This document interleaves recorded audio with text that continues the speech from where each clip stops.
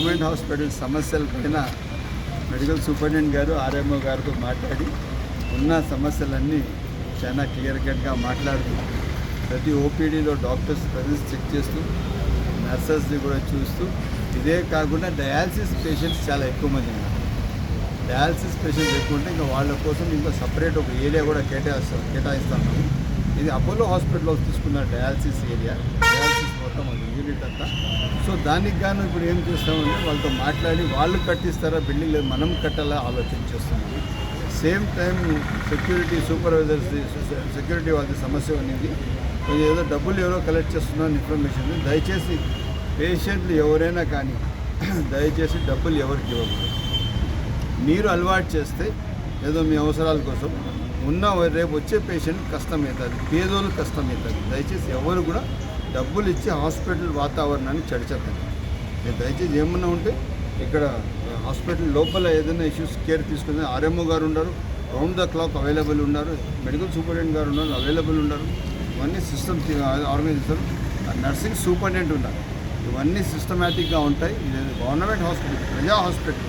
దీనిపైన చాలా క్లియర్ కట్గా ఉంటాం. అదే కాకుండా బోర్లో నీళ్లు మొన్న డ్రై అయిపోయినాయి. ఎండాకాలం సహజం అది. ఇమీడియట్గా నీళ్ళు ఇచ్చాము.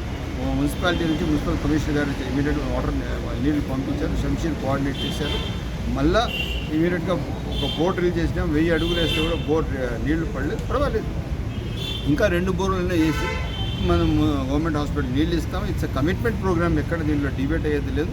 ఇది కాకుండా ఇమీడియట్గా హెచ్డిఎస్ ఫామ్ చేసి ఇక్కడ రోడ్స్ సిస్టము డ్రైనేజెస్ మొత్తం ఒక ఆర్డర్లో పెట్టి ఇది ఒక ఇప్పుడు లోపల శానిటేషన్ ఎంత బాగుందంటే ప్రైవేట్ హాస్పిటల్ కన్నా బాగుంది. బెస్ట్ డాక్టర్స్ ఉన్నారు మన దగ్గర. మీకు వేరే తమని ఎక్కడా లేదు. ఆ విధంగా మన దగ్గర ది బెస్ట్ డాక్టర్స్ ఉన్నారు, బెస్ట్ గైనిక్ డాక్టర్స్ ఉన్నారు. మొత్తం ఏరియాస్ ఇంకా చాలా క్లీన్గా పెడుతున్నారు. మదనపల్లి ప్రజలంతా గవర్నమెంట్ హాస్పిటల్ సర్వీసెస్ అవైల్ చేసుకోవచ్చు. ఇంకా డాక్టర్స్ తక్కువ కొరత ఉంది.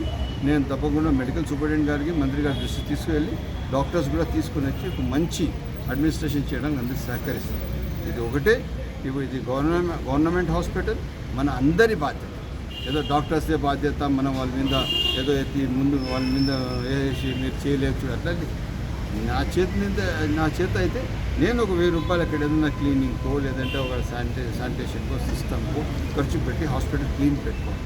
ఆ విధంగా మనం అందరము ఇది కోఆర్డినేట్ చేసి ఇది హాస్పిటల్ వాతావరణాన్ని చాలా మంచిగా పెట్టుకోవాలి.